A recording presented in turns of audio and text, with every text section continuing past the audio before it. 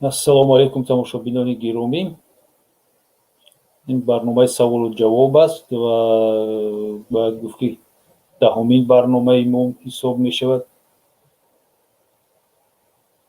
саволу ҷавоб даҳумин барномаи мо ҳисоб мешавад ва шуморо хайра мақдам мегӯем ва якчанд саволҳое ки аз тарафи шумо ба мо омадааст ба онҳо ҷавоб медиҳем. Агар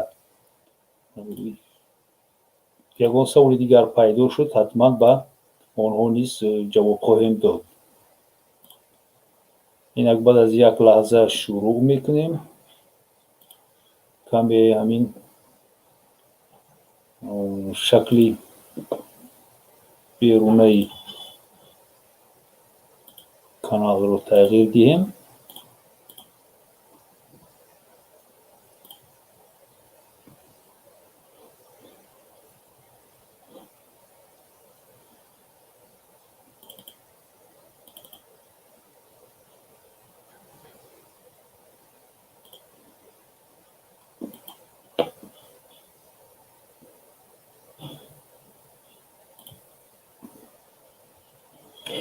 беҳтар шуд. ҳуқуқи инсон гуфта логотипи мо баромад дар он ҷо, бениҳоят ҳам нақс пешравӣ. айни ҳол ман ба он саволҳое ки омада расидаанд ба ман ҷавоб хоҳам дод. шумо метавонед ки ба воситаи ҳамин ссилкае ки ман равон кардам, ба воситаи он метавонед ки ба мо ҳамроҳ шуда савол дошта бошед, савол тиҳед ё ки ягон фикру ақидаи худатонро дошта бошед вобаста ба ҳамин саволҳо метавонед гап занед. инак якчанд савол ба мо дохил шуданд аз тамошобинон. саволҳо бениҳоят гуногун ҳастанду ҳама соҳаҳои ҳифзи ҳуқуқро дар бар мегиранд ва аз он сар мекунем ки аз саволҳои ки вобаста аз ҳуқуқи ҷиноятӣ ва аз ҳуқуқи мурофиаи ҷиноятӣ дода шуданд. инак саволи якум чунин аст ки як шаҳрванди Тоҷикистон ба мо савол додааст ки агар нисбати ман парванда дар дигар давлат бошад, оё Тоҷикистон метавонад манро бо талаби онҳо супорад? дар ин ҷо албатта ки фикр мекунам дар бораи ҳамон ҳодисаҳои мумкин дар сарҳад гузашта ба назар дошта бошад. чиқдре ки фаҳмидем тарафи Қирғизистон нисбати чанд нафар шаҳрвандони мо парвандаҳои ҷиноятӣ кушоданд ва имконияте ҳаст ки агар онҳоро дар кишвари дигар боздошт кунанд, мумкин аст ки онҳоро интиқол кунанд ба Қирғизистон ва ба ҷавобгарии ҷиноятӣ кашида шаванд онҳо. ассалому алейкум, хуш омадед. бояд гуфт ки бо моддаи 380 буд ба фикрам тарафи Қирғизистон парвандаи ҷиноятӣ оғоз кардааст, ҳамчун гӯё он ки Тоҷикистон, шаҳрвандони Тоҷикистон, чӣ шаҳрвандони мулкӣ ва чӣ ҳарбиён ҷиноятҳои башарӣ содир карда бошанду амале содир карда бошанд ки ин ҷанги таҷовузкорона ҳисоб мешудааст аз тарафи қонунгузории байналмилалӣ ва қонунгузории худи Қирғизистон. то чӣ дараҷа ин дуруст аст ё дуруст нест, инро таърих нишон медиҳад. вале бояд гуфт ки бо он моддае ки нисбати шаҳрвандони мо, нисбати генералу, нисбати дигару дигаронро шаҳрвандони чӣ одӣ чӣ афсарон парванда оғоз карда шуданд.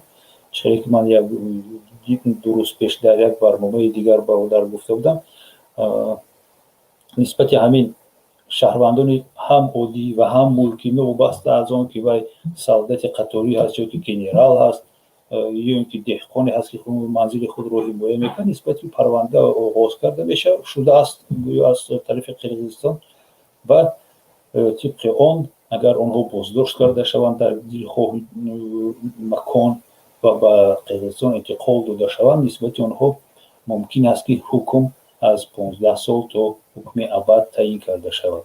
барои ҳамин ҳам амали Тоҷикистонро, прокуратураи Тоҷикистонро ҳарчанд ки ҳам дертар ҳам бошад оиди он ки ҷавобан нисбати он шахсоне ки аз тарафи Қирғизистон гунаҳкор буданд дар содир шудани ҳамин амал, ҳамин ҷиноят аз тарафи онҳо парванда оғоз кардан бениҳоят хуб аст. ҳарчанде ки тезтар мешуд, хубтар буд ва умедворем ки ҳамин парванда то охир расонида мешавад ва ҳукумати мо кӯшиш мекунад ки он ашхосе ки аз тарафи мо иштирок мекард дар муҳофизати марзу буми ватани мо бе ҳимояи ҳуқуқӣ дар ягон қитъаи дунё намонад, чӣ дар русия, чӣ дар амрико, чӣ дар як ҷои дигар.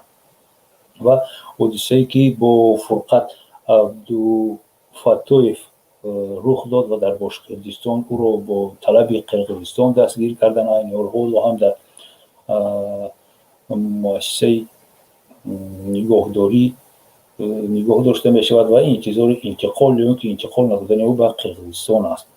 Инак савол аз он иборат буд ки агар нисбати ман парванда дар дигар давлат бошад, оё Тоҷикистон метавонад манро бо талаби онҳо супорад? дар ин ҷо бояд гуфт ки қонун нисбати шахсоне ки берун аз ҷумҳурии Тоҷикистон, мисол ҷиноят содир кардани ё ки шахсони худи Тоҷикистон ё ки шаҳрвандони шахсоне ки ҳам шаҳрвандии Тоҷикистонро надоранд ё ки шаҳрвандӣ умуман надоранд, дар моддаҳои 15-16 кодекси ҷиноятӣ оварда шуданд ва агар кӯтоҳу мухтасаран гуфта гузарем, дар кадом ҳолат мумкин аст ки шаҳрванди Тоҷикистон ба давлати дигар супорида шавад. Моддаи 16 мегӯяд ки шаҳрванди ҷумҳурии Тоҷикистон ки дар ҳудуди дигар давлат ҷиноят содир кардааст, мисол агар шумо дар ҳудуди Русия ҷиноят содир кунед, ба он давлат супорида намешавед. Агар шумо Тоҷикистон гашта биёед ва бо талаби Русия, шумо ба Русия ё ки ба дигар давлат супорида намешавед аз тарафи ҷумҳурии Тоҷикистон, ба шарте ки агар дар шартномаи тарафайн тартиби дигар пешбинӣ нашуда бошад. Яъне ки дар ин ҷо мумкин аст ки ягон шартномаи дигари махфие ки албатта ба ягон кас онро нишон ҳам намедиҳанд, оё ҳаст ё нест, чӣ манфиатҳои тарафҳо ҳаст барои доду гирифти хеле ашхос, ё боз қазияи иззат амон ҳам дар назар оварда мешавад. Ба хотир меояд ки дар кадом асос мисол Русия иззат амонро ба Тоҷикистон интиқол дод, ҳоло он ки ӯ шаҳрванди давлати Русия буд. агар ҳамун саволро аз тарафи дигар нигоҳ кунем, Русия шаҳрванди худашро ба дигар давлат супорид, агар шартномаи тарафайн набошад. мебинем ки байни Тоҷикистон ва Русия кадом шартномаи тарафайни махфие ҳаст ки онро мо наметавонем бинем, наметавонем аз ягон ҷо дастрас кунем ва хонем. ин оиди он буд ки агар шахс шаҳрванди ҷумҳурии Тоҷикистон бошад ва дар хориҷи кишвар ягон ҷиноят содир кунад, дар маънои умумаш ба он давлат супорида намешавад, агар байни Тоҷикистон ва он давлат ягон шартномаи махсусе баста шуда набошад. агар ҷиноятро шаҳрванди дигар давлат кунад, мисол шаҳрванди Голландия дар Русия ҷиноят содир кунад ва баъдон гашта омада дар Тоҷикистон зиндагонӣ кунад, оё Тоҷикистон бо даъвои мақомоти Русия метавонад ки шаҳрванди Голландияро ба Русия интиқол диҳад? қонун мегӯяд ки шаҳрванди хориҷӣ ё ки шахси бешаҳрвандӣ ки берун аз ҳудуди ҷумҳурии Тоҷикистон ҷиноят содир кардааст, дар ҳудуди Тоҷикистон қарор дорад, мутобиқи шартномаи байналмилалӣ метавонад ба ҷавобгарии ҷиноятӣ кашидан ё адо намудани ҷазо ба давлати хориҷӣ супорида шавад.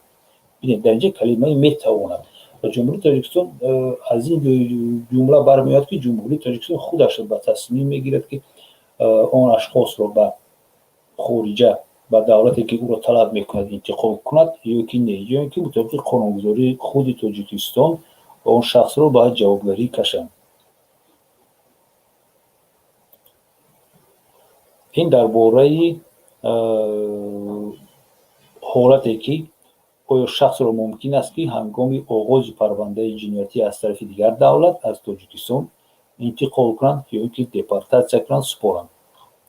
саволи дуюм аз он иборат аст ки дар бораи муҳлати ба ҷавобгарии ҷиноятӣ кашидан мегуфтед, гуфта шаҳрванд муроҷиат кардааст.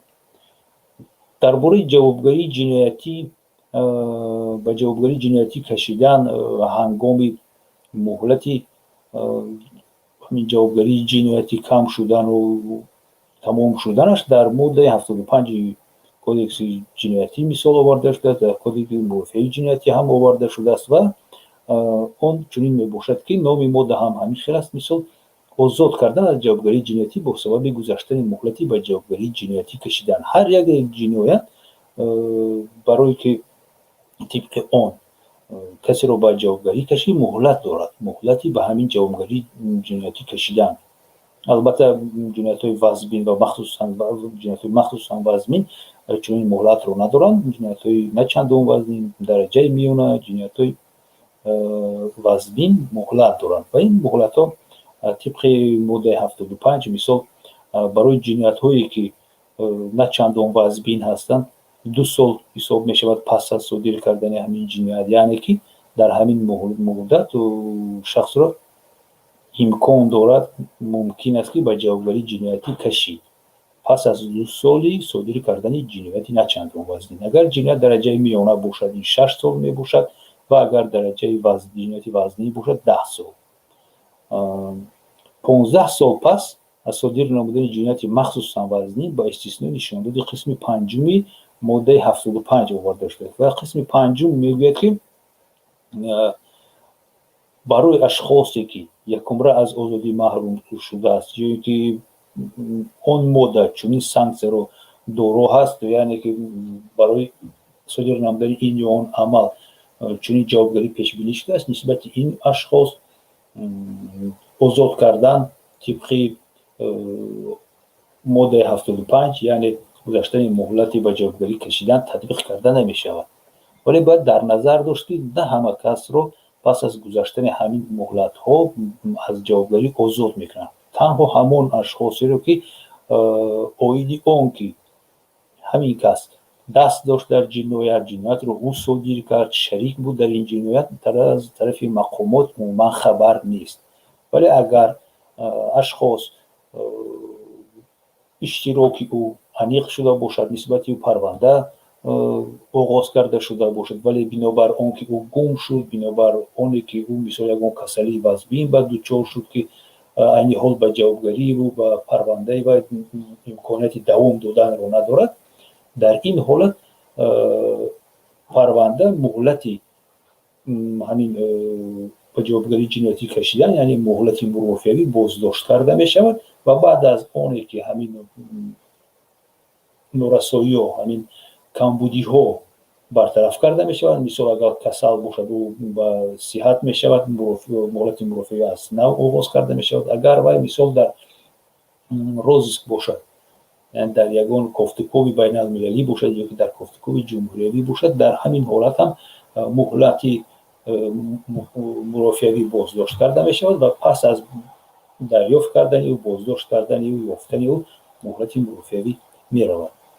дар кадом ҳолат метавонад шахс аз ҳамин ҳолат аз моддаи 75 истифода барад? мисол агар ӯ ягон ҷиноят содир карда бошад, вале дар бораи ӯ чиқдре ки гуфтем ягон кас надонад ки он инсон ҳамин корро кардааст ва виҷдонаш агар аз азобаш диҳад, ва метавонад бо гузаштани ҳамин муҳлате ки мо гуфтам бо ҷиноятҳои дараҷаи вазнин 2 сол, дараҷаи миёна 6 сол ва дараҷаи вазнин 10 сол метавонад ба мақомоти тафтишот муроҷиат кунад ва гӯяд ки дар содир кардани фалон амал ман гунаҳкор будам ва мехоҳам ки дар назди қонун ҷавоб диҳам.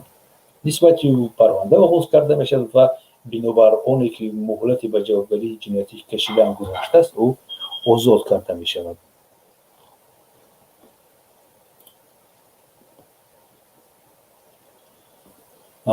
салом алейкум касоне ки ба онҳо салом накардам. Раҳмат Сангинов, Максим Макс, Қин Роил. салом алейкум. агар фарзанд якташ падар ба якташ модар ба бошад, алимин медиҳад модар ба писараш?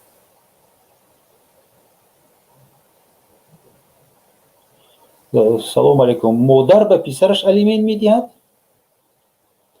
умуман падар дар бисёр мавридҳо дар ҷумҳурии Тоҷикистон падар ба писараш алимин медиҳад, вале агар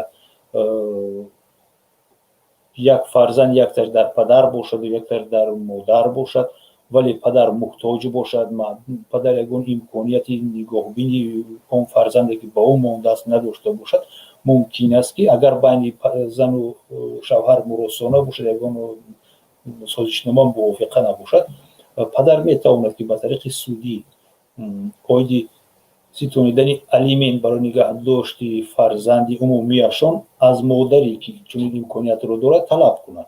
дар ин маврид бо қарори суд мумкин аст ки зан уҳдадор шавад ки барои фарзанди кор ношоя барои шавҳари кор ношоямаш ё ин ки шавҳари даромадаш кам будагӣ алимент ҷудо кунад, то ин ки сатҳи зиндагии фарзанди умумияшон хубтару бештар гардад.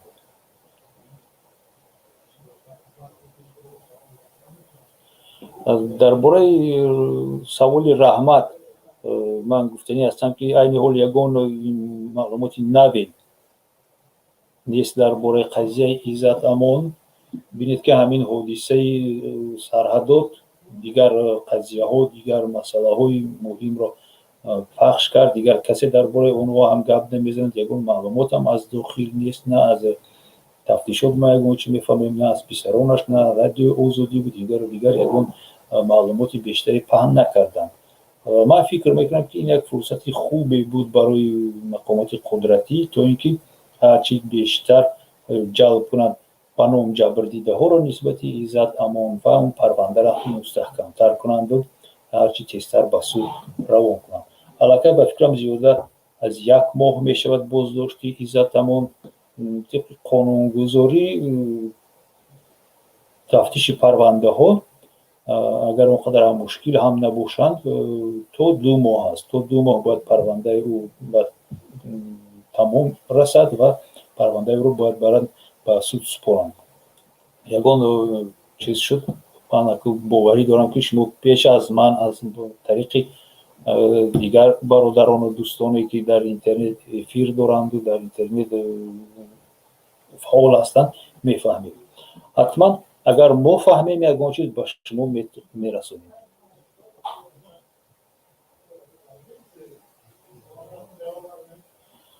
модар илоҷ надошта бошад чӣ? агар модар илоҷ надошта бошад ки талаботи қонунро иҷро кунад, вай ҳуқуқ дорад, имконият дорад ки ба суд оиди кам кардани андозаи алимент ё ин ки умуман бекор кардани қатъ гардидани ҳамин уҳдадории алиментӣ ба суд муроҷиат кунад. ҳатман бояд албатта ки сабабҳояшро нишон диҳад.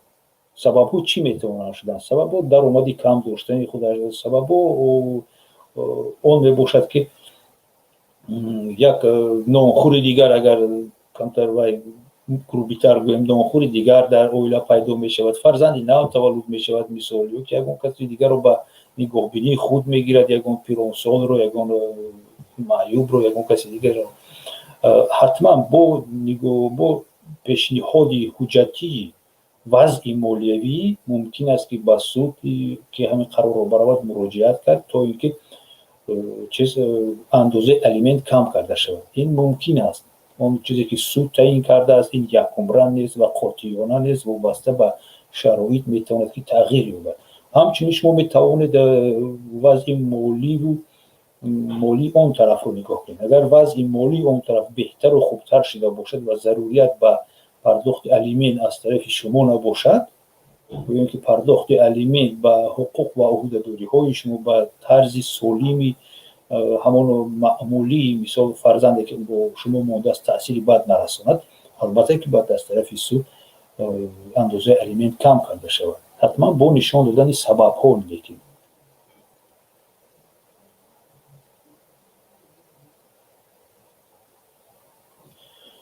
як духтаратон бо шумо писаратон бо падара шавҳарат мегӯяд ки алименти гуфта суд барафтааст. шумо як тавсия дорам вобаста ба сину соли фарзанд. аз 10 сола агар фарзанд боло бошад, аз 10 боло бошад, шумо метавонед дар мурофиаи судӣ оиди бо кӣ ихтиёр кардани зиндагониро ба тариқи судӣ муайян кунед аз фарзандон ва бинед ки фарзанд бо кӣ зиндагонӣ мекунад.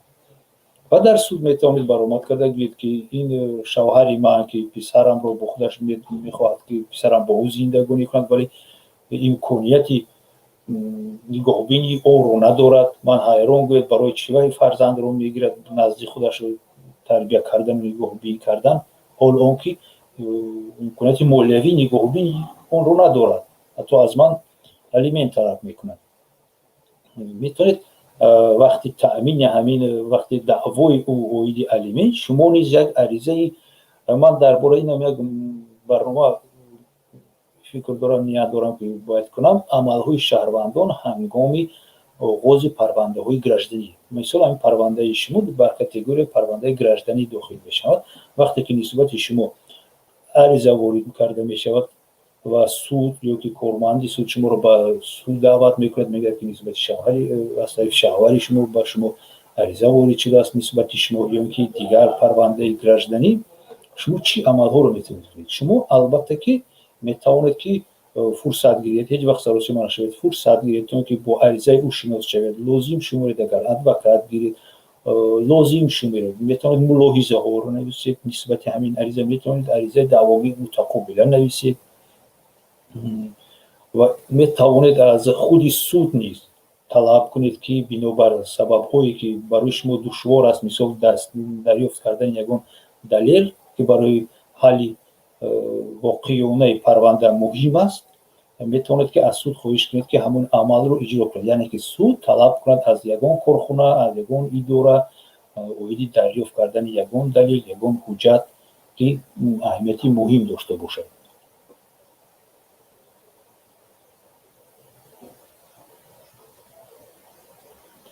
боиси мм саволи аҷоиб додааст салом ба фарзанди рус ки дар бораи хатнатӯи очаш рус розӣ нест чӣ бояд кард муросо кард бояд муросо дар бораи хатнатӯ ягон каса шумо маҷбур нестед ки фарзандаша бе хоҳиши ӯ бурда ягон ҷарроҳӣ кунед ягон чӣ кунед ин хатнатӯи ҳамин ҷарроҳӣ ҳисоб мешавад ба ғайр аз оне ки ба ҳаёти ӯ ягон خطری جدی تهدید نکند و این کار رو دختران نکند مصلحتی من با شما باید همین است که فقط شما طرف های خوبی همین عمل رو با او فهمونید از مراسا کنید یگان ضرر ندارد قدر میلیون آدم ها همین از همین چیز گذشتگی همه زنده و سلامت هستند طرف های خوبیش رو فهمونید اگر اون زنی روس شما را دوست دارد و موافقه باشید شما در یک اویله سالم باشد من فکر میکنم که زید نمیشود عموما مفتی روسو پروست فهماندن در کار تمام پدرش کار میکند اما من نی بار این نوشته است که پدرش کار میکند اما من نی از این جهت باز میبینید طرفی پدر بقوتر می شود چون که وای از گفت شما معلوم است که امکانات بیشتری نگاهبینی فرزند را دارد اگر فرزندی که دختر شما در دست شما هست از 10 سال بالا باشد و حتی میتواند که طلب کند که فرزند با او زندگی کند اگر اون دختر شما دختر مایدگی شما راضی باشد با این در اینجا شانسی بیشتر البته که شوهر شما دارد چون که وای در یگان جا کار میکنه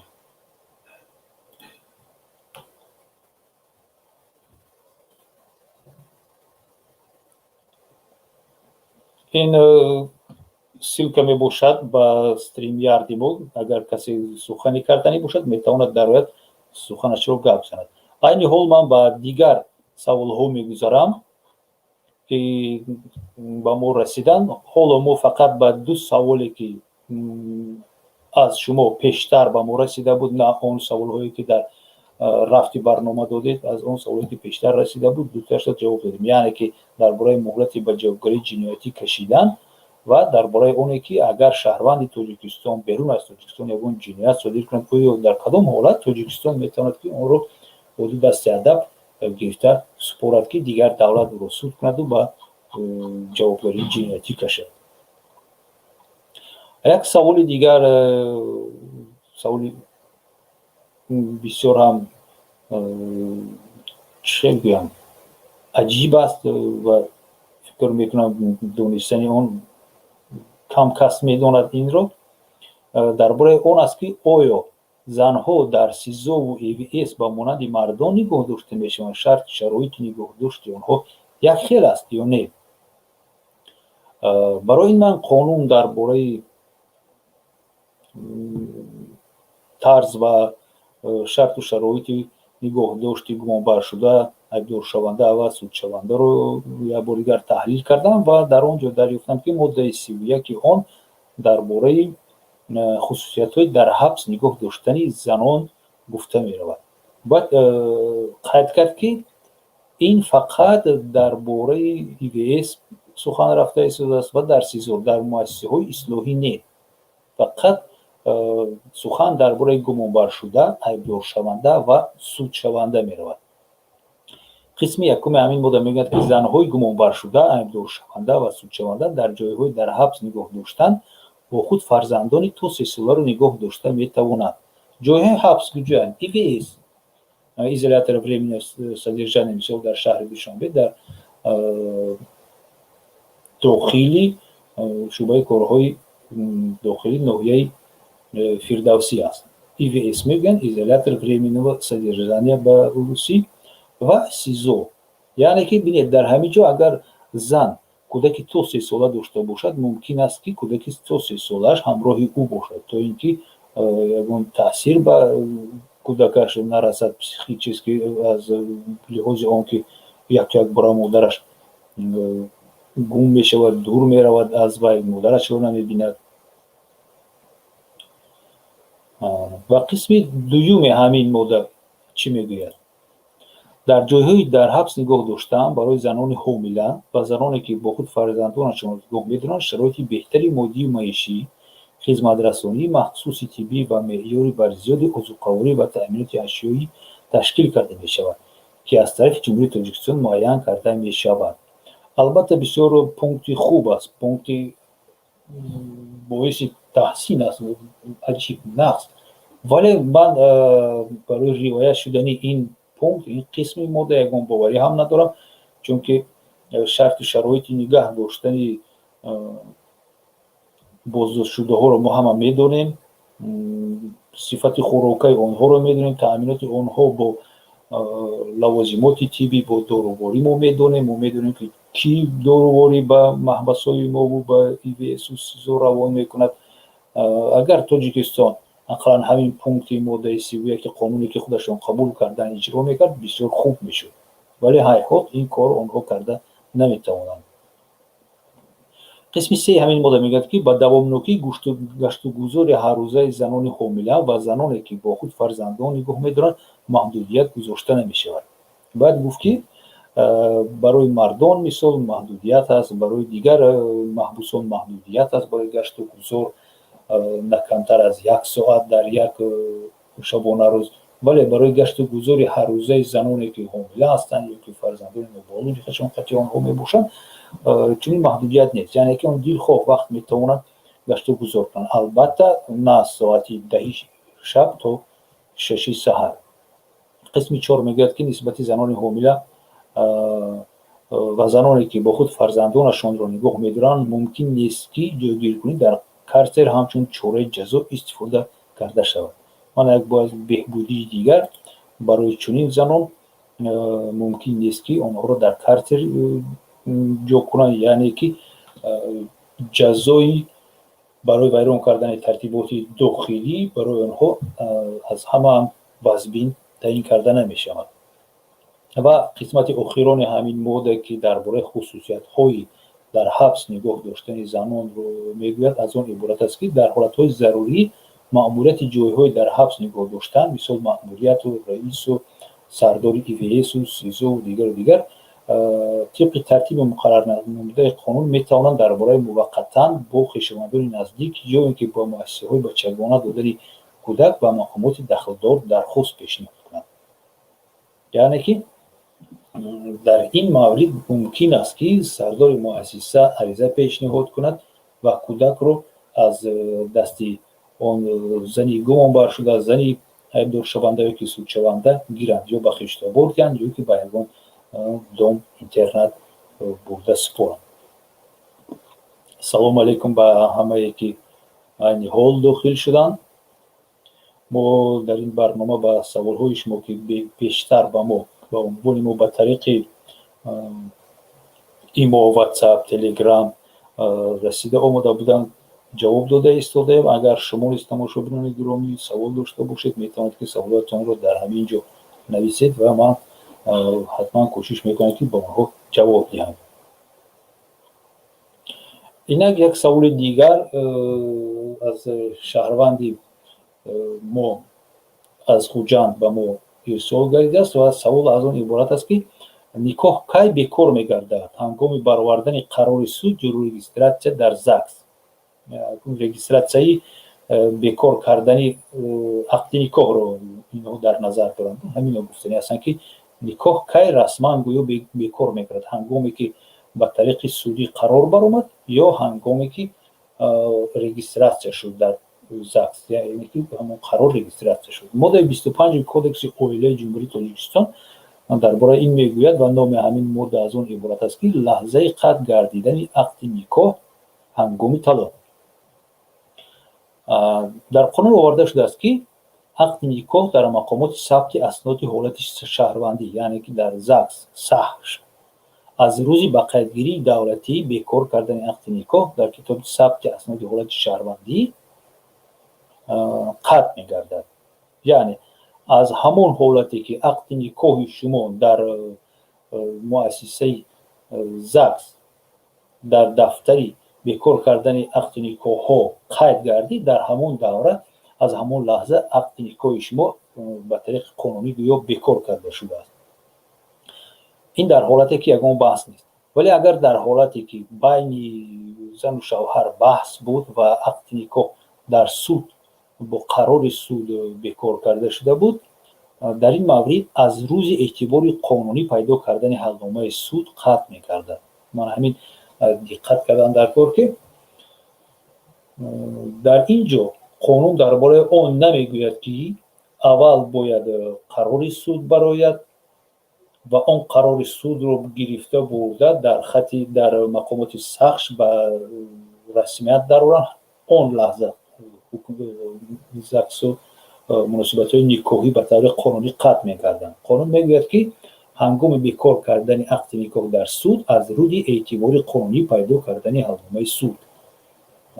ҳалномаи суд, суди мурофиаи гражданӣ метавонад ки дар муддати то 1 моҳ ба қувваи қонунӣ дарояд. яъне ки аз рӯзи ҳалнома дар толори суд эълон карда шуд, дар муддати 1 моҳ ба таври автоматикӣ агар касе шикояти кассатсионӣ накунад, ягон даъвои дигари пешниҳод карда нашавад вобаста ба ҳамин парванда, ақди никоҳ бекор карда мешавад ва шарти асосии бекор кардани он ин гирифта рафтани нусхаи ҳалномаи судӣ то ин ки ӯро баъд аз 1 ҳафта ё ки чанд ҳафтаи дигар ба расмият дароранд ва дар китоби асноди ҳолати шаҳрвандӣ дар графаи бекоршудагон ақди никоҳи бекоршудагон нависанд, дуруст намегӯяд. яъне ки аз ҳамон лаҳзае ки ҳукм ба қувваи қонунӣ даромадааст. қисми дуюми ҳамин модда мегӯяд ки бекор кардани ақди никоҳ дар суд бояд дар мақомоти сабти асноди ҳолати шаҳрвандӣ аз рӯзи эътибори қонунӣ пайдо кардани ҳалномаи суд мувофиқи тартиби барои сабти асноди ҳолати шаҳрвандӣ муқаррар гардида ба қайди давлатӣ гирифта шавад. бекор кардани ақди никоҳ аз лаҳзаи ба қайди давлатӣ гирифта шудан барои шахсони сеюм эътибори ҳуқуқӣ дорад. яъне ки баъде ки ҳалномаи судӣ мебарояд, баъде ки он ба қувваи қонунӣ медарояд, дар баъд аз ҳамон лаҳза барои дигар ашхос бекор кардани ақди никоҳ ин қувваи қонунӣ мегирад ва эътибори ҳуқуқӣ дорад. яъне ки дар муносибат бо шумо ҳамчун шавҳардор ё ки зандор ё ки оиладор муносибат намешаваду ҳамчун муҷаррад бо шумо муносибат карда мешавад.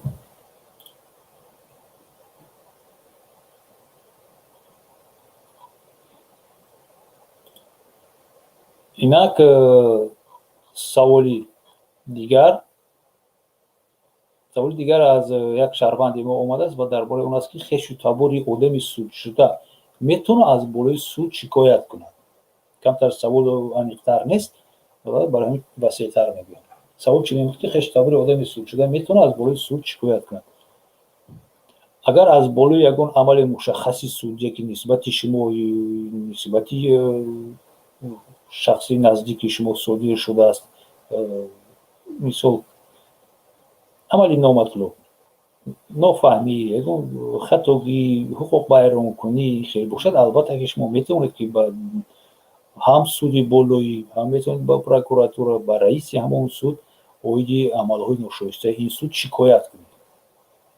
вале агар шумо дар бораи шикояти кассатсионӣ гӯяд аз болои қарори суди гап занед, аз болои он таъиноти суди мисол қарори суди ҳукми суди гап занед, шумо ки ҳамчун хиштабори наздики маҳкумшуда ҳастед, судшаванда ҳастед, намедонам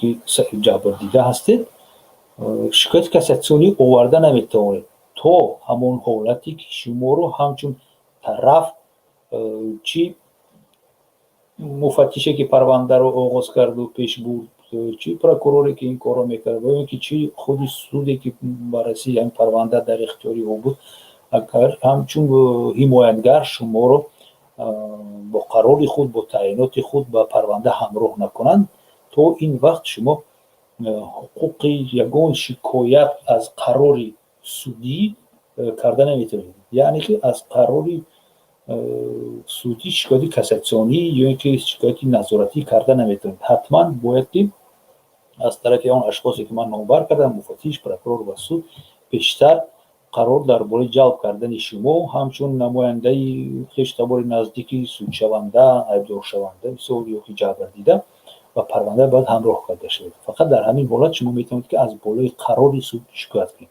дар дигар ҳолатҳо агар ҳуқуқ ва манфиатҳои шумо, ҳуқуқ ва манфиатҳои наздикони шумо, агар бибинед ки судя нодуруст парвандаро бурда истодааст ё яктарафа кор карда истодааст, тартиботро вайрон мекунад, тартиботи муқаррарнамудаи кодекси мурофиаро вайрон мекунад ва парванда маълум аст оқибаташ чӣ ҳасту судя беғаразиаш ҳукм кард, дилхоҳ касе ки набошад, чӣ иштирокчии парванда бошад, чӣ шахси холис бошад, чӣ ҳатто шоҳид бошаду шахси тамошобинам аз берун бошад, метавонад ки аз болои чунин амалҳо ба суди болоӣ, ба раиси ҳамин суд ё ки ба прокуратура шикоят кунад.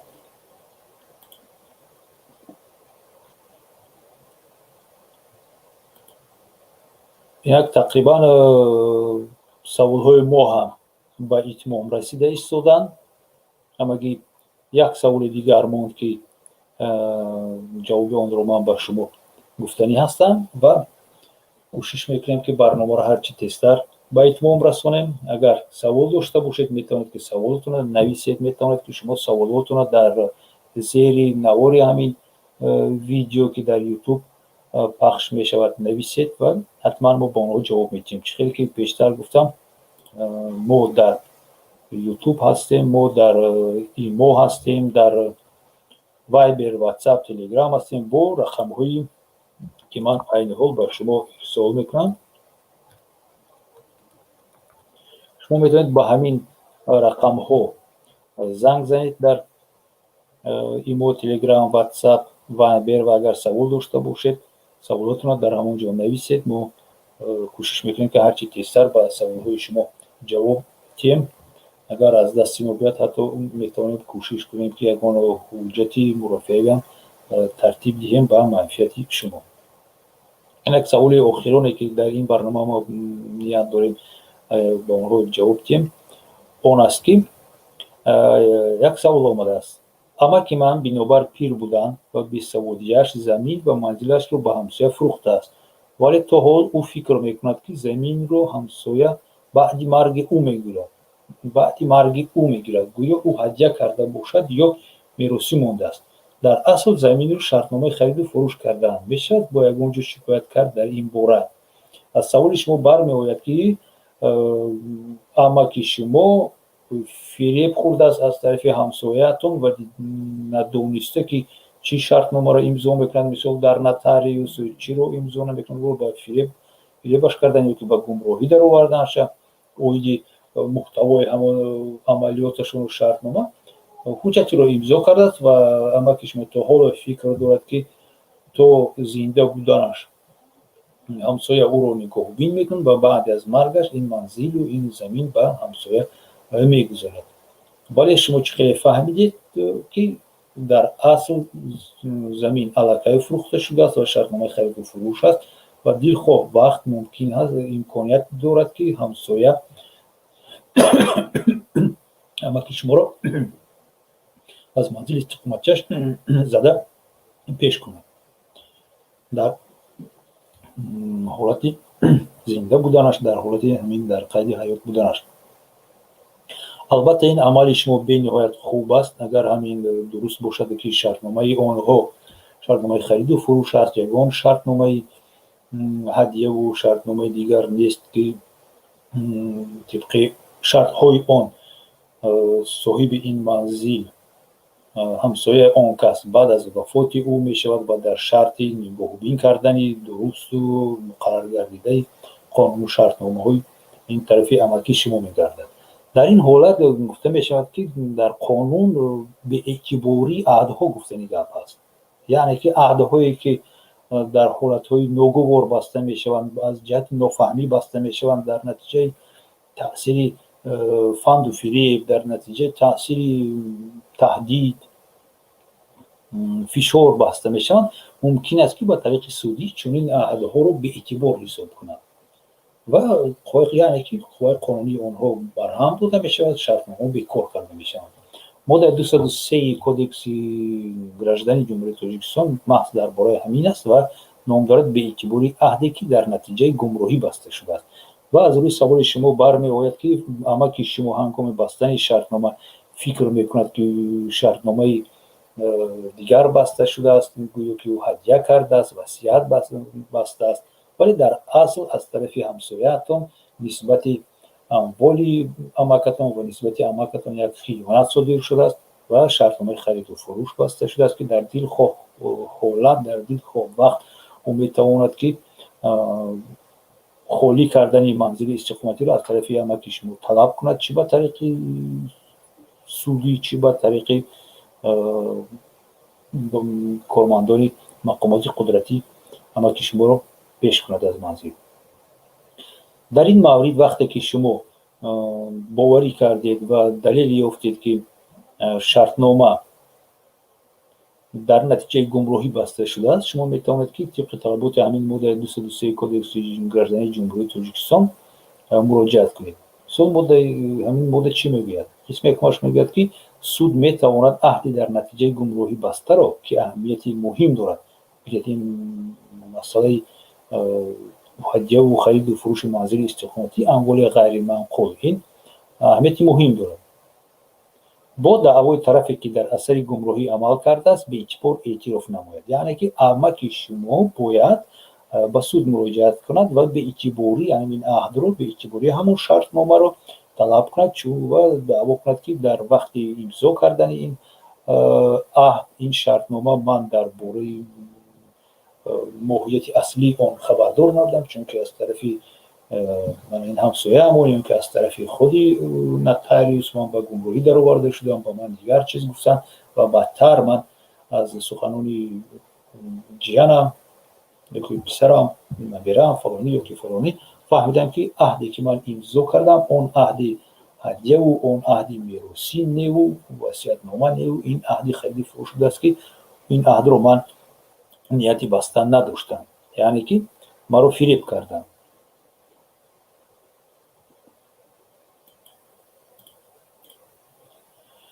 قسم دوم میگوید که اگر عهد همچون عهدی بر اثر گمراهی بسته شده به اعتبار دانسته شود، مطابقاً قاعده قسم دوم ماده 192 کودکس پیش بینی گردیده تطبیق میگردند.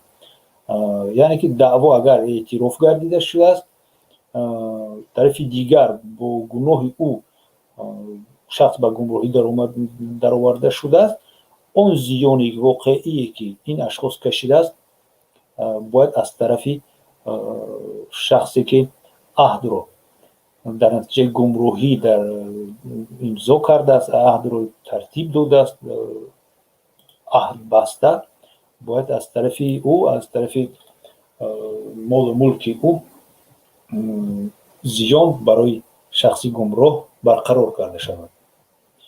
دوستان این بود اون سوال هایی که شما با ما ارسال نموده بودید و ما طبق نقشه با آنها جواب دادیم. اگر سوالی داشته باشید مرحمت میتونید سوالتان رو در اینجا نویسید. میتونید سوالتان رو شما در کامنتاری ها در ویدیو نویسید، حتما با آنها ما جواب میتیم در فرصت های هرچی تستر و مناسب. همچنین شما میتوانید در کانال یوتیوبی ما حقوقی من сообщество گفتن جو هست، میتونید فکر و عقیده خودتون رو وابسته به هرچی بیشتر برنامه را وسیع‌تر کردن، برنامه را شوقمندتر کردن برای شما نویسید، تکلیف‌های خودتون رو نویسید، درباره اون میتونید نویسید که کدام موضوع ها میخواستید که بیشتر معلومات گیرید و دیخواه اون پیشنهادهای خودتون رو میتونید به ما ارسال کنید. این حال در آغاز برنامه میخواستم یک بار دیگر درباره قضیه‌ای که در سرحدات جمهوری تاجیکستان گذشت گفته گذارم. فکرم دیگر فرصت هم نمیشود، برای همین از فرصت استفاده برده همین سخن رو میخواهم گفته گذارم و یک دو سوال یا پیشنهادهایی که دارم به نماینده‌های قدرتی جمهوری تاجیکستان به حکومت جمهوری تاجیکستان ارسال کنم.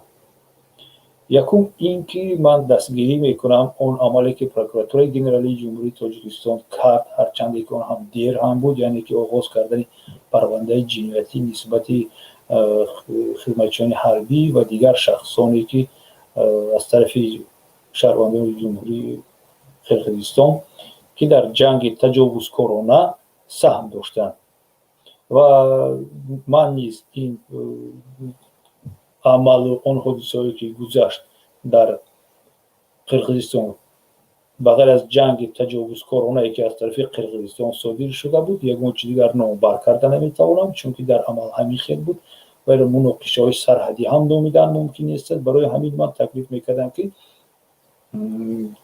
مقامات حکومت جمهوری تاجیکستان نیز یک موقع خود رو وابسته به همین حالت، یعنی بهای حقوقی رو از طرف حکومت ما داده میشد که حکومت جمهوری تاجیکستان چی بها میدهد به این عملها. خوشبختانه این فکر حکومت چقدر که هرچند دیر هم شد به ما رسید، ما فهمیدیم که نسبتی این اشخاص پرونده‌های جنایتی آغاز کرده شده است با مدعی که در گروه جنایت‌های بر ضد بشریت است، یعنی که از همون مدعی 135 تا 404 بود 405 بود آغاز کرده شده است و امیدوار هستیم که پرونده تا به آخر رفته میرسد و در رفت گفت و شنیدها طرف تاجیکستان باز به سخنان قرقیزان باور نمیکنند و پرونده رو قطع نمیکنند. برعکس که خود تاجیکستان باید موقع خود رو و قواهای خود رو استفاده برد تا اینکه پرونده‌ای که نسبت شهروندان ما در قرقیزستان آغاز کرده شده است قطع گردیده شود تا اینکه شهروندان ما آزادانه خواهند به دیگر دولت سفر کنند، خصوص به فدراسیون روسیه سفر کنند و به مثل شهروند تاجیکستان فرقت عبدالفتایف با آنها یگان مشکلی وابسته به آنه که مقامات قدرتی قرقیزستان دعوای اکسترادیسیون، دعوای بدرقه کردن شهروندی ما را در فدراسیون روسیه در باش قرقیزستان کرده است و این حال این فرقت مرد جسور قهرمان از روح از اصفهان در بازداشتگاه نگاه داشته می شود و انتظار است که او را به تاجیکستان انتقال میدن یا اینکه به قرقیزستان، برای که همین حادثه بر سر آن افسران و سالداتان و گنرال ها و آن شخصان ملکی که در همین جنگ در همین مقاومت با تجاوزگران قرقیز اشتراک داشتند در سر آنها همین حادثه نوید، حکومت ما باید حفظ حقوقی آنها رو این حال فکر کند. استفاده بردن این اشخاص درست بود چون که وضعیت همین خیلی بود، چون که ممکن حرمه تیار نداشتیم برای همین شخصان ملکی را استفاده بردن، ولی درباره حمایت آنها نیز باید فکر کرد که پگاه نسبت آنها پرونده آغاز کرده نشود و آنها رو به هر راه به قرقیزستان برده از 15 تا یکم را زندانی نکنند. سلام علیکم فاروق، سوال داشته باشید مرحمت سوالتان رو نویسید. اگر гап дошта бошед, навистан метавонед ба ҳамин суруғае ки ман айни ҳол ирсол кардам дар омада саволатонро дар эфир прямоӣ гап занед. Агар чиз бошад метавонед ҳам хел нависед.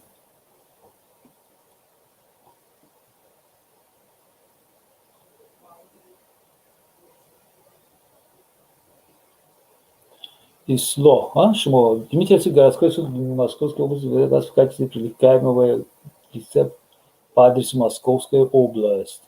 این معنای وای دارد که نسبت شما پرونده مأموری آغاز کرده شده، ادمنستراتивное правонарушение شدگی است. привлекаемое лицо گفته شما را دعوت کردگیان. اگر شما پرونده چیز می داشتید، پرونده جنایتی، هیچ وقت привлекаемое лицо نمیشید، شما обвиняемый میشید، یا подозреваемый میشید، یا подсудимый میشید. این جای خرم فکر زیقی هم نیست، ولی حتما اگر ادوکات می داشته و می رفتید خوبتر بشه. این به فکر من دیل مأموری هست، یعنی که اگر ملکی نروشنی کردگی هستید، یا اونجا بلنگ زدید، یا که در اگر تظاهراتی به اجازت اشتراک کردید، ممکن همین باشد. اگر اگر چیزی وضبین نیست، به اگر ترس و هم میتونید روید.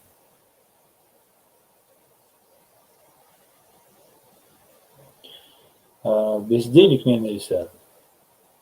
салом алейкум, ман 2 сол аз занам ҷудо шудаам, лекин суд делдохои моро маҳкам намекунанд. чӣ кор кунам? бо кадом сабабҳо маҳкам намекунанд? бо кадом сабабҳо? шояд шумо нестен дар мурофиаҳои судӣ, шояд занатон иштирок намекунад дар мурофиаҳои судӣ, мурофиаҳо таъин карда мешаванд, як тараф мебиёд, тарафи дигар намебиёд, баъд ҳамин дафъаи дигар мурофиа партофта мешавад ба 2 моҳ 3 моҳ. شاید در وقتی که مرافعه تعیین میکنن شما در روسیه هستید، یا اینکه زنتان ریزا نیست، یا که شما ریزا نیستید از بیکار کردن عقد نکاحتان. برای همین خواهید که همین تیز شود، یک با موافقه بیایید. با موافقتون اگر تونید در نزدی نوتاریوس یا اینکه در نزد ادوکات یگان تا شما با طریق رسمیت درآورید، یعنی که سازشنامه نویسید که شما دعوا ندارید، یعنی که یکدیگر قطع زندگانی میکنید، دعوای مال ملکی ندارید، مسئله تأمینات فرزندان بین خود حل میکنید، مسئله تقسیم اموال رو بین خود حل میکنید و گویا حل کردگید. یک سازشنامه نویسید، اما با سازشنامه رو با سود میبیند، میسنجد که در حقیقت شما راضی هستید و دیگر دعوا کردنی هم ندارید. میتواند در همانجا پرونده شما رو بررسی شده حل کند، شما از دعوای سودی هم خلاص میشوید. پس ممکن مهلت میدهد به شما، هر دوتون هم هستید ولی یک طرف راضی نیست. آخی یک طرف راضی نیست، یا که یگان بحث هست که سود 2 سال پرونده شما رو کشف میدهد.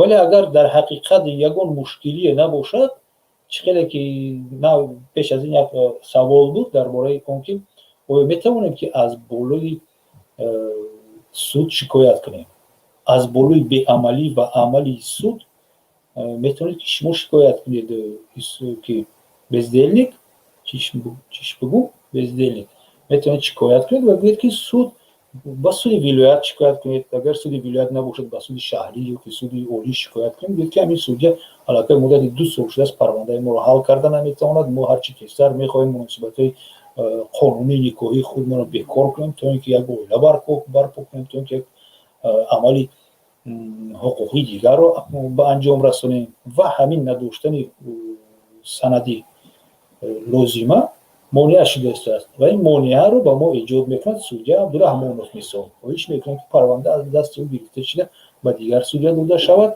پرونده ما رو هر چی تیزتر حل کنیم. شکایت از بالای عمل و بی‌عملی سودیا ممکن است کردن.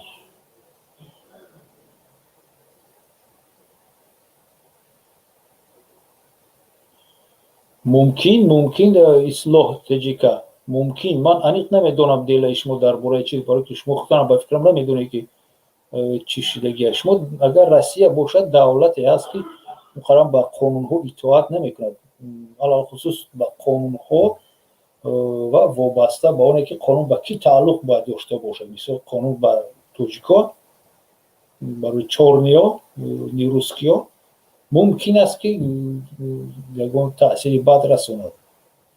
барои ҳамин ҳарчи тезтар метавонед равед ҳамун Дмитриевский шоссе буд, куҷо буд, город Димитров, Пушкинская раведу. умуман ман ба фикрам медонам ки дар Русия ҳамин сайтҳои давлатӣ, ҳамин судҳо ҳаст. шумо ҳамин сайти судӣ ҳамин город Дмитров даред бинед, рақами парвандаи шумо ҳатто ҳаст дар ҳамин делу 5 12 50 дуро 20 21. ҳамине бинед ки чӣ парванда будааст. 14 май шуморо даъват кардам, чӣ парванда будааст. баъд фурсата истифода бурда як тактикаи ҳимоятона ҳимоя кунед, фикр кунед ки оё худатон гап мезанед, оё зарурият ба адвокат доред, надоред, оё зарурият ба ягон шикоят доред, надоред, шумо гуфта намешавад. барои ҳамин вобаста ба ҳамон рақаме ки айни ҳол ман мебинам дар сообщение шумо ба делу 5 такойта ҳамонро дар сайт нависед ва дар сайти ҳамон суд ва чиз пайдо мешавад, мебинед шумо ки ҳам парванда дар бораи чӣ аст.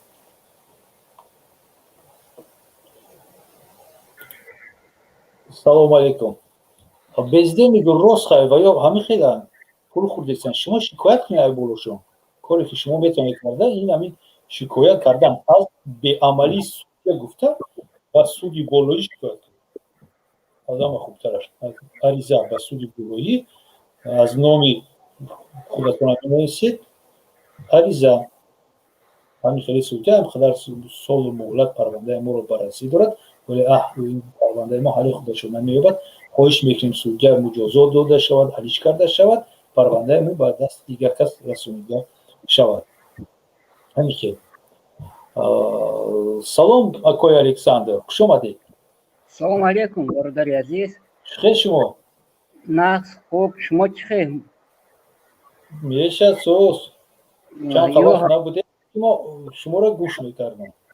илоҳо саломат бошед, барори кор бошед. ман ба шумо як савол дорам бародари азиз. вақте ки ман ҳамин Саратовда мехондам, технический институтда, ба моро бурдан практика академияни Койбишев. А унҷа гирифтам бурдан полигон Нижний Новгород. баъд ҳамҷа қати як майор дӯст шудам. як бор да гарданаш автомат буд. ман гуфтам мумкин аст гуфтам як бор гуфтам ҳамин ба автомат тума сурат гирам. гашт ман гуфт гӯш кун, гуфт Саш гуфт ман гуфт дута будак дорам, дута фарзанд дорам. гуфт ин автомата гуфт да гардани ту мебинам, гуфт ту сурат мегирӣ, фақат гуфт туро мепурсам ин автомата ай куҷо гирифтӣ? ту мегӣ аз ман. маро мебарам гуфтам турма мекунам, капам дуд мекуна. гуфт ки ман автомата ба ту додам.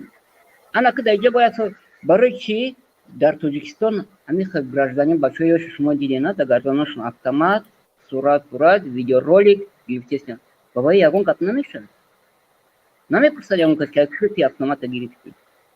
охир ҳамун касе ки мепурса худаш манфиат дорад ки ҳамонро пеш куна равад. инчида мо бояд шаҳрвандони оддиро равон намекард ҳукумати Тоҷикистон. ин қадар мақомот дорад, ин қадар чиз дорад, бояд армия мерафт ҳимоя мекард. не ман метавонам ки ҳамин бог ба ҳамин қонун ҳавоёро турма намекунад. набояд кунанд, чун додагиянд. не ки охир ҳукумати мо ягон гарантия надорад. бовар мекунед ҳамин ҳукумати мо гарантия надорад. ин ман мисол меорам. вақте ки 4 сентябри 2015 сол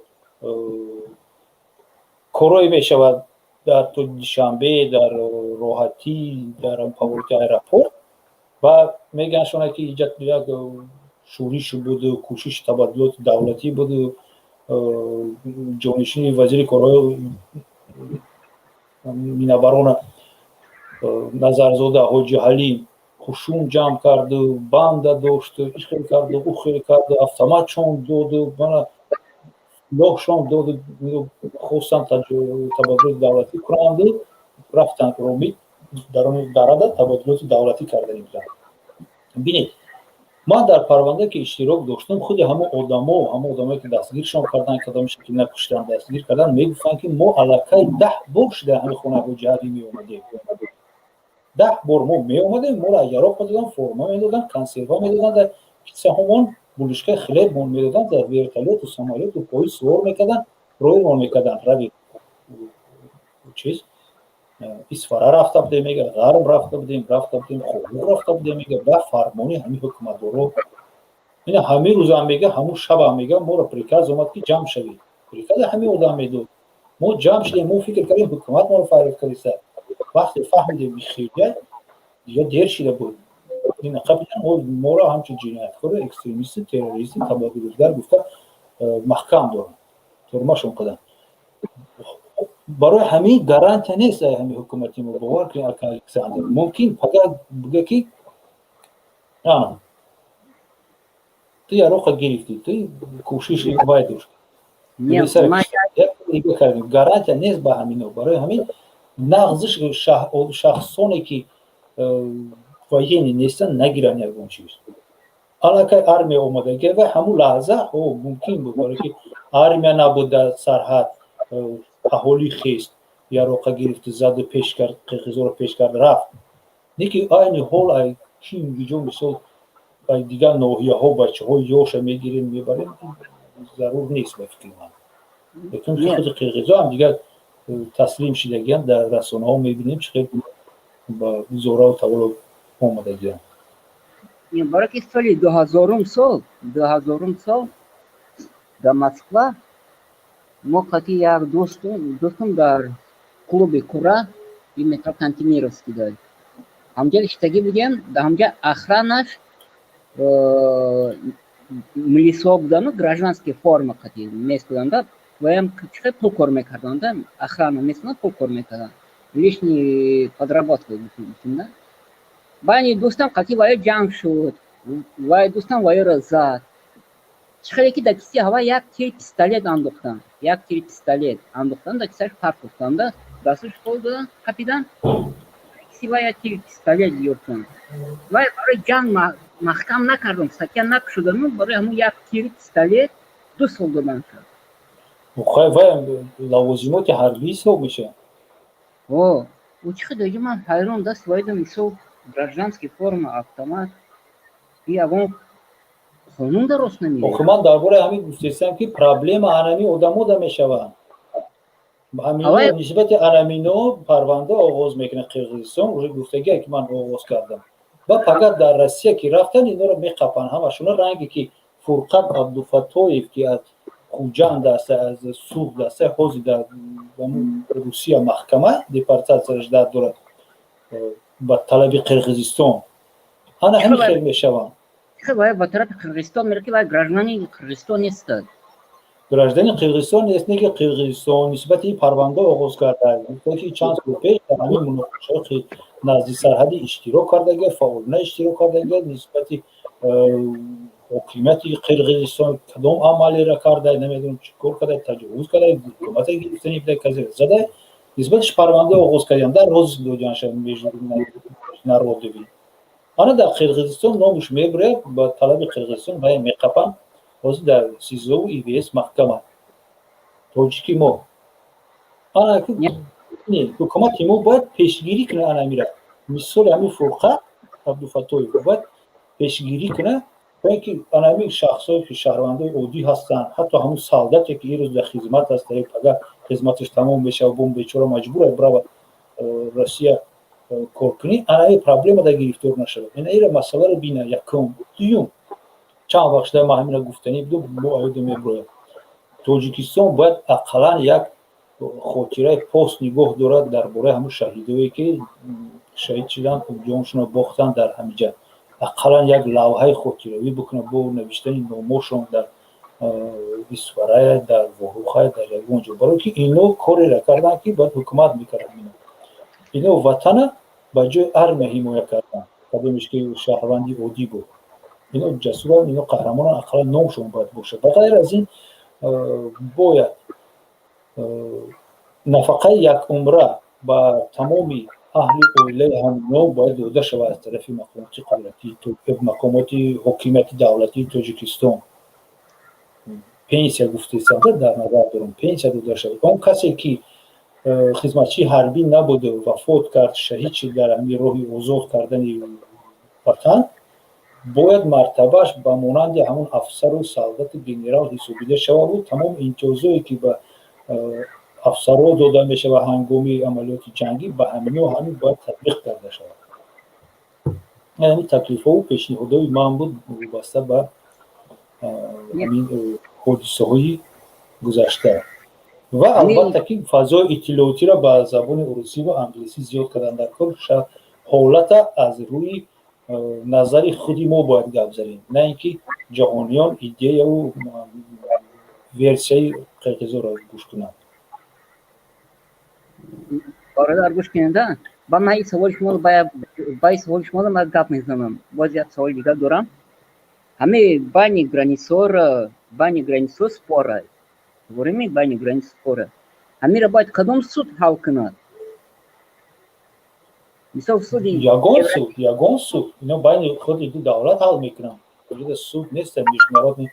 و ریمسکی ستاتوس گفته یک یوریستی قرقیزستان برآمد کرده گفته که ما دلیل داریم که امام علی رحمان و تمام حکومت سلطنت و آدم را به ریمسکی ستاتوس میسپاریم.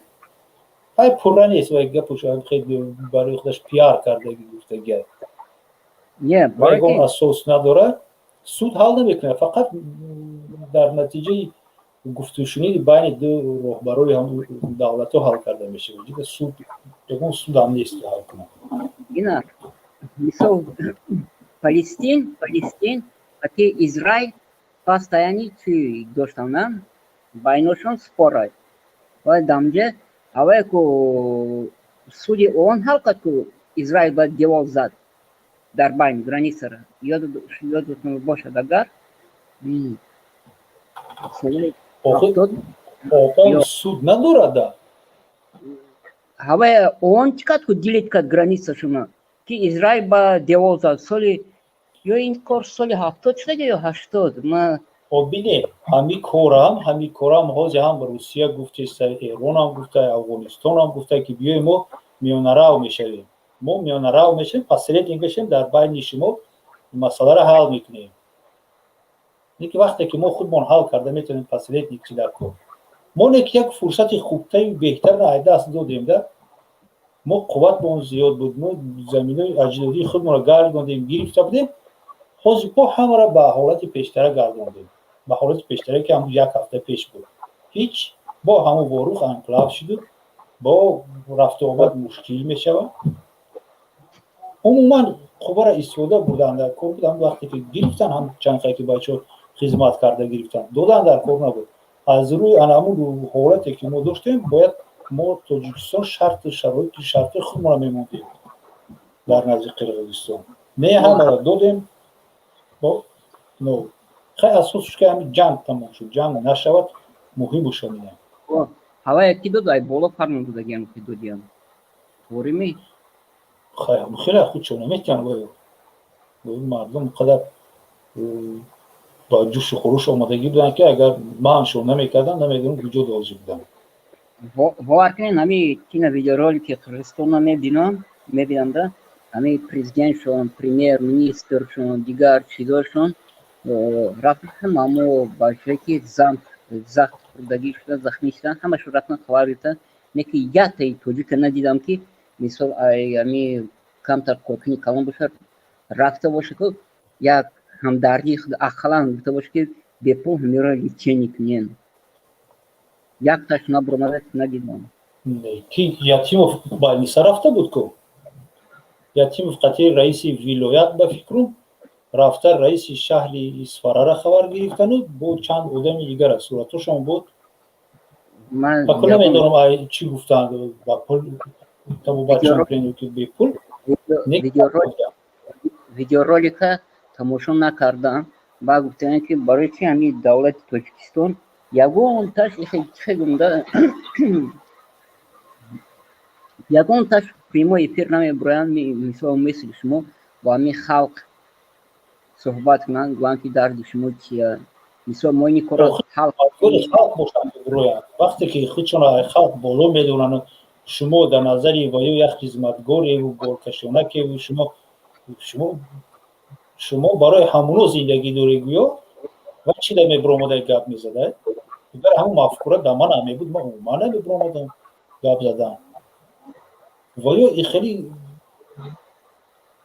کلاش شده خیلی گپ نمیداره پروگرام نیست در مغز سری و یا که من در وطن خدمت میکنم وطن ما همین مردمی بورسته ما باید جواب بگم چی کار کردیم اونو میدونه که من جوابم گم هیچ کمر هیچ کار کرده نمیتونه خیلی 10 کس جمع میشه همه زیاد 10 کس در یک جا جمع میشه هو میگه همش میگیریم محکم میکنیم تمام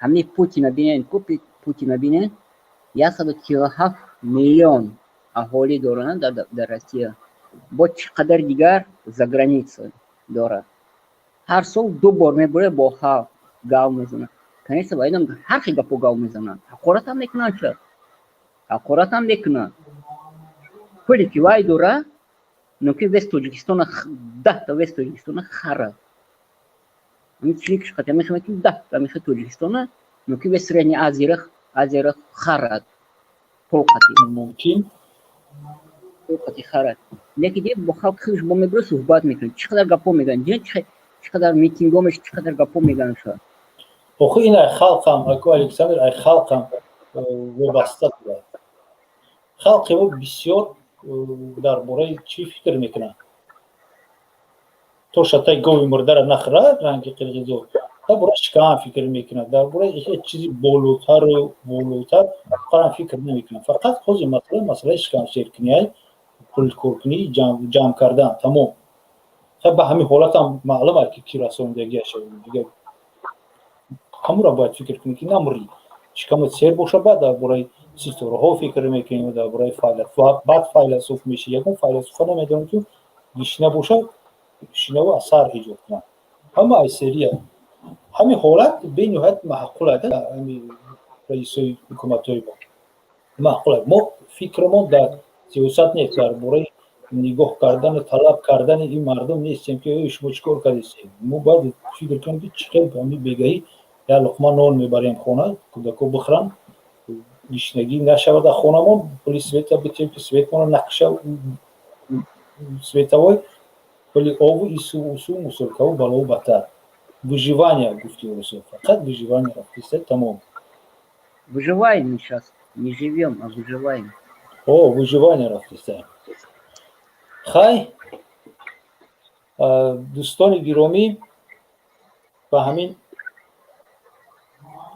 فکر میکنم که برنامه مون به اتمام رسونیم مقصدمون به سوالایی که شما ارسال کرده بودید جواب دادم بود جواب دادیم بغیر از این چند سوالی که شما دادید در افیر اینا رو هم جواب دادیم نصیب باشه پگاه ما برنامه دا میبرویم نه که برنامه پرمو افیر نمیشود پرمو افیر فکر کردیم که فقط روز دوشنبه و روز جمعه به فکرم روز دوشنبه و روز شنبه میکنیم پرمو افیر و فقط درباره سوال و جواب میشه و که در شما سوال خودتون میتونید داده دیگر برنامه ها از قبیل سلسله برنامه های چی باید کرد درباره اونی که در کدام حالت چی کار کردن در پرست چقدر خودتون حمایت کنید در همه گونه حالت های حقوقی جداگانه میبراید تفسیر سلسله برنامه های تفسیر درباره یگان مفهوم حقوقی یا که یگان ماده الوهیده میبراید و فقط سوال و جواب بر طریق آنلاینی پهن کرده می شود و خیلی که میبینید حاضر من چیزی که مثال در همین سری می نویسم دوتا میبراید هم حقوقی من می نویسد هم را پفتار میکند با بزرگمهر یارو فاوندیشن میکند خاطرسان میکنم که همین حقوقی من این یکی از پروژه ها یکی از همون شعبه های بزرگمهر یارو فاوندیشن است فوند بزرگمهر یارو است و من سرداری همین بنیادی بزرگمهر یارو میباشم بزرگمهر برادری من هست که 28 سال حکومت امام علی رحمان برای که وظیفه کسبی خودش اجرا میکرد زندانیش کرده و قریبی زادروزی اون کسب میشود و حقوقی من яке аз ҷузъу томҳои бузургмер ёру фаундейшн аст. Дигар барномаҳои мо дар ҳамин ҳафта ният дорем ду барномаи дигар вобаста ба маҳбусони сиёсии Тоҷикистон. оё маҳбусони сиёсӣ дар Тоҷикистон ҳастанд ё нестанд, ё ки ҳукумат дуруст гап мезанад ки маҳбуси сиёсӣ нест, дар бораи он сухан меронем.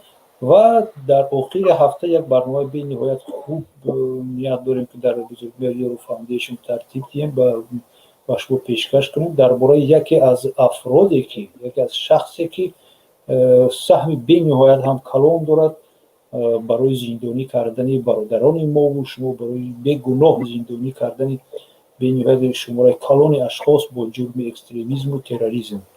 ки ҳаст ин одам? Ин одам на корманди прокуратура ҳаст, ин одам дар милитсия ҳам кор намекунад, на судя ҳаст, на ҳукумат ба кор намекунад.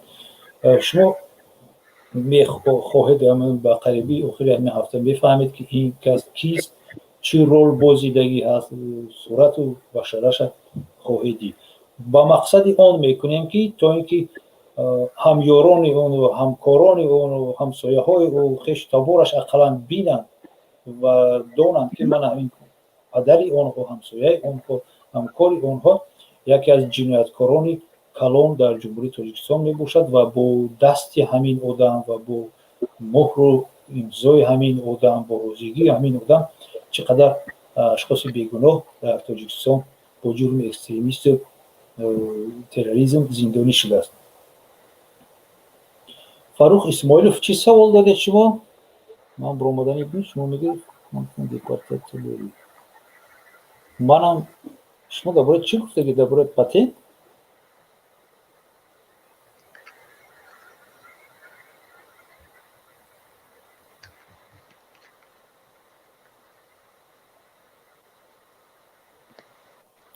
Фарух Исмоилов агар боша як бор дигар саволтонро нависен, барое ки ман наёфтам саволтон чӣ буд. Ассалому алайкум, Румай Сада мегӯем. Шумо 16 сол мо шуморо надида будем, гуҷода мегаштем.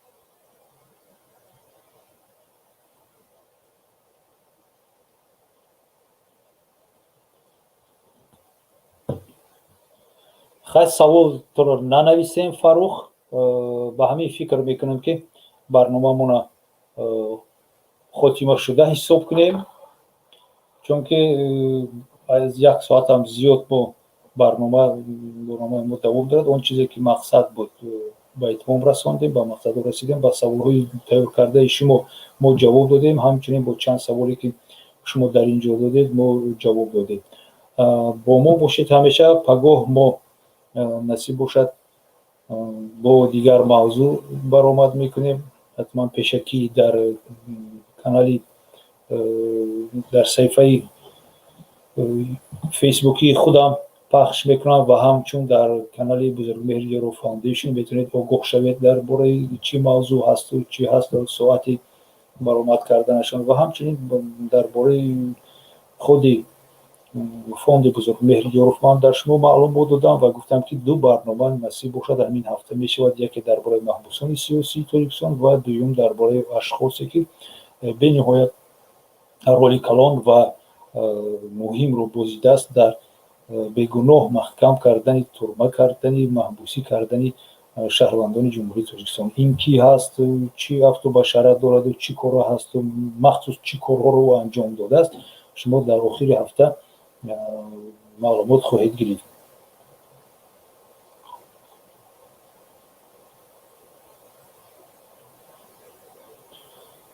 Фарух патентспорӣ рафтиянд, депортатсия гуфтиянд, чӣ кор кунанд? якумш ки гуфтани ҳеҷ вақт бовар накунед. шумо қарора пурсед ки мара депортатсия кардад, на каком основании, где это решение. барое ки ҳар як қарора мумкин аст ки шикоят кард. ба даҳан гуфтан мегиранд тона. Шумо як бор дигар равед бигӯед ки на каком основании документальном я хочу обжаловать это решение о моей депортации. Я ничего не нарушал, ни уголовного правонарушения, ни административного правонарушения. Я никому не должен, я не брал кредит, чтобы не выплачивать его. На каком основании? Я хочу посмотреть тот юридический документ, на основании которого меня депортируют. И когда меня депортируют, я должен самовольно, что ли, выйти. همین گپا گفتن نسخه قرار اقلا همون مقاماتی که همون قرار برو ورده معین کنی همون مقامات روین یا که اگر ترسی روی یک کس ادوکات گیری نماینده شما نماینده تون رو همون مقامات درخواست کنه برداره حجت رو بینه در کدام اساس شده بینه که امکانیتش یگان عریضه دادن امکانیت ابژالت کردن هست یا که نیست همه همین رو بینیم این کار همین خیلی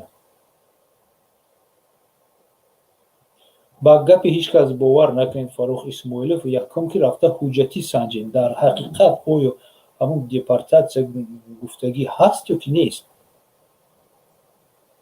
حاضر گفتم فاروق اسماعیلوف خیلی نباید بار دیگه میگفتن نام بود بسیار نام یک جیان موننده و بیانون داره و در همون روسیه چیکار میکنید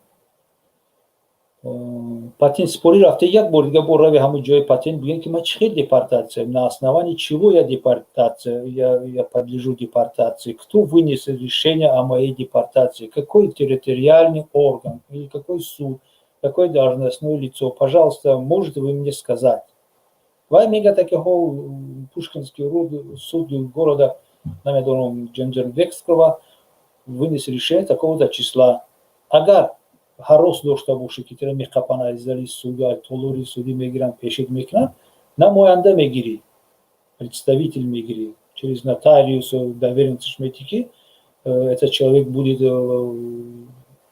представлять меня во всех государственных структурах Российской Федерации, в том числе в суде гражданского, административного, экономического и такого-то профиля. Гуфта доверенность мети суд ҳам мардак худаш мерава суде ки гуфтанта ё ки ҳаму ҷое ки ҳами қарори депортасиятро бурдага ҳамуҷа мерава маводо қати шинос мешава мебинад сера копия мекунад мебинад ки агар имконият боша обжаловать мекунад ҳам моменте ки обжаловать кардиву ҳаму чизи обжаловаться ту да почта ақалан партофти ё ки бурди да чиз партофти канцелярия ҳаму суду намедонам ҷое ки ҳами қарори депортасиятро бурда депортация шумо автоматически шарх шуда мешавад ҷошта мемонад яъне ки муҳлати мурофиавӣ қатъ мешавад ҳеҷ кас шуморо набояд депортация кунад то ин ки суде ки шумо ба вай шикоят кардед қарори худша набурорад ӯ суд қарори худша буровард ба манфиати Россия бояд дига менависиш алқита то ҳам як сола кашфош кардан мегирӣ агар хай тоҷикемо қарам буруву ҳуқуқомон мутобиқи қонунгузории Россия баробари дигар ашхос дигарон нестада ӯ тараф медонем ҳама ира медонем ки қиянаи худмона ҳимоят кардан барое ки магарам худмон худмона ҳимоят кунем диаспораҳои мо қарам кор намекунанд дар бораи вазорат умуман гап дар бораи сафорат умуман биёи гап назанем дар Тоҷикистон чӣ кор мекунам магарам худмона ҳимоят бикунем дӯстони азиз бо метавонем маркази муҳоҷирати иззат амонда муроҷиат кунед агар суроғаша доред надоред шӯҳрат қудратов ҳаст ҳам касби мо адвокат дар Тоҷикистон кор мекард ҳозир дар Русия ҳаст ва дар фейсбук ҳаст метавонед суроғаша ёбед бо аввай маслиҳати бештар пурсед дар ҳам дарун кор мекунад шиносошон бисёртару роҳҳоро медонанд бо чӣ кор кардан кор лекин роҳи умумӣ ҳамин аст ки шумо бояд фаҳмед ки кадом мақомот кадом шахси мансабдор дар кадом асос нисбати шумо қарори депортатсия буровардаед ҳам қарорро дастрас мекунед ва аз болои ва шикоят мекунед ҳамин қадар гап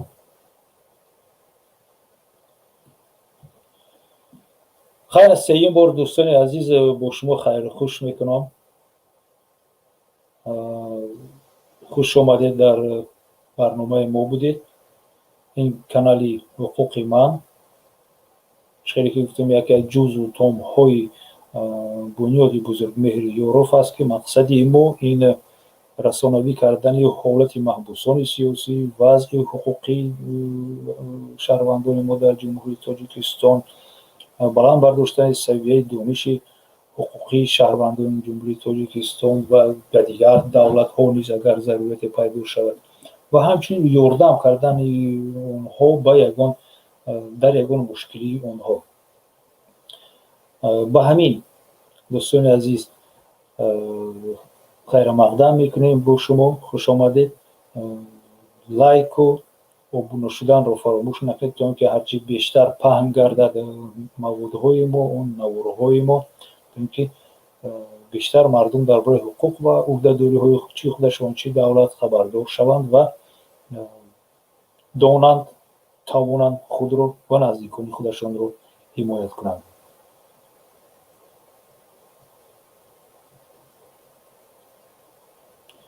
фарух исмоилов ман гуфтам ки посольство наравем, диаспораи тоҷикҳо равем, маркази тоҷикхон равем, ё ки ягон одами дигарро ҳамчун намояндаи худ таъин карда ба тариқи нотариус доверенность ба вай дода ӯро пешпеш мекунед ба ҳамон мақомоте ки қарори судро, қарори депортатсияи шуморо баровардааст, то ин ки бо он қарор шинос шавад ва агар зарурат бошаду имконият бошад аз он шикоят кунад. хайр набошад дӯстон. бо ҳамин тамом то пагоҳ насиб бошад, пагоҳ вомехӯям боз.